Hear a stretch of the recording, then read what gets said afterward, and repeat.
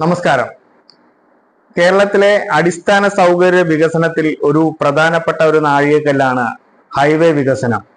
ഈ ഹൈവേ വികസനത്തിന്റെ കാര്യങ്ങൾ ഏകദേശം 10-40 വർഷങ്ങൾ ആയി കേരളം ചർച്ച ചെയ്യുന്ന ഒരു വിഷയമാണ്. കേരളത്തിന്റെ അടിസ്ഥാന സൗകര്യ വികസനത്തിൽ ഹൈവേ വഹിക്കുന്ന പങ്ക് വളരെ വലുതാണ്. ഈ ഹൈവേ വന്നാലുള്ള ഗുണങ്ങൾ നമുക്ക് എടുത്തു പറയത്തക്ക നിലയിലുള്ള ഒരു കേരളത്തിന്റെ വികസന കാര്യത്തിൽ അത് മുൻപന്തിയിൽ തന്നെ നിൽക്കും. കാര്യം റോഡ് വികസനമാണ് ഏതൊരു രാജ്യത്തിന്റെയും ഏതൊരു പ്രദേശത്തിന്റെയും വികസനത്തിന് റോഡ് വികസനം അത്യാവശ്യ ഒരു ഘടകമാണ്. വർഷങ്ങളായി ഈ ഹൈവേ വികസനത്തെ കുറിച്ച് ചർച്ച ചെയ്യുകയും ഹൈവേയുടെ വികസനത്തിന് വേണ്ടിയിട്ട് നമ്മൾ ഓരോരുത്തരും ഓരോ ഗവൺമെന്റ് വരുമ്പോൾ ആവശ്യപ്പെടുകയും ചെയ്യുന്നത് കേരള ജനതയുടെ ഒരു അത്യാവശ്യ ഘടകമായി മാറിയിരുന്നു.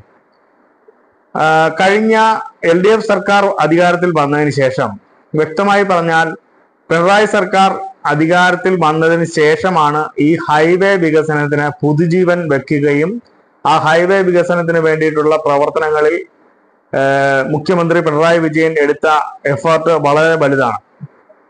അത് കേന്ദ്ര ഗവൺമെന്റിലേക്ക് നിരന്തരമായി കത്തെഴുതുകയും ഹൈവേ വികസനത്തിന് വേണ്ടി നിരന്തരമായി ഇടപെടുകയും ചെയ്യുന്ന ഒരു മുഖ്യമന്ത്രിയാണ് പിണറായി വിജയൻ. അതിന്റെ ഭാഗമായി തന്നെ നിരന്തരമായി ഇടപെടലിന്റെ ഭാഗമായി അവസാനം അംഗീകരിക്കുകയും ചെയ്തു. ഈ ഹൈവേ വികസനത്തിന്റെ കാര്യം പറയുമ്പോൾ അതിനു മുമ്പിരുന്ന UDF ഗവൺമെന്റ് ഇതെല്ലാം ആ ഫയലെല്ലാം മടക്കി വെച്ച് അത് പൂർണ്ണമായും ഉപേക്ഷിച്ച നിലയിൽ തന്നെയായിരുന്നു കാര്യങ്ങൾ ഉണ്ടായിരുന്നത്.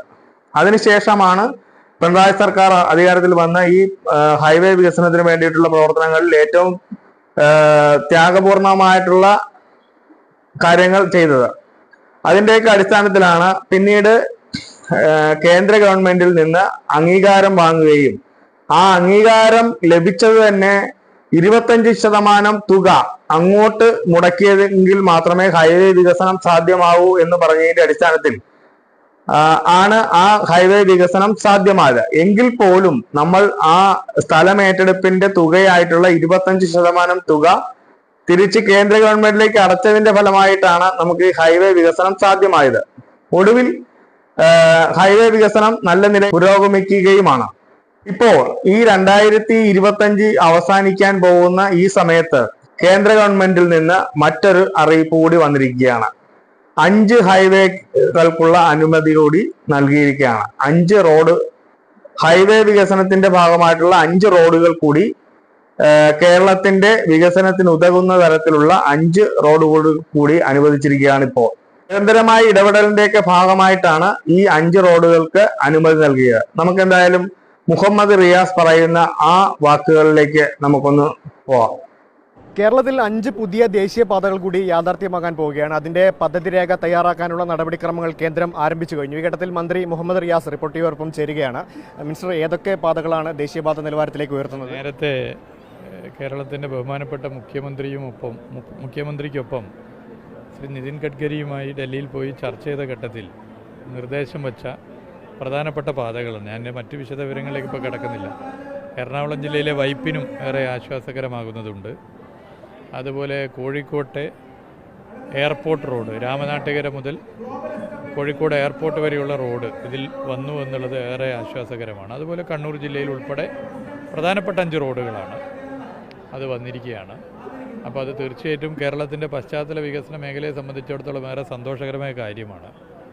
ദേശീയപാത 66 പ്രവൃത്തി ഏറെക്കുറെ കുതിച്ച് മുന്നോട്ട് പോയി 450ഓളം കിലോമീറ്റർ പൂർത്തീകരിച്ചു.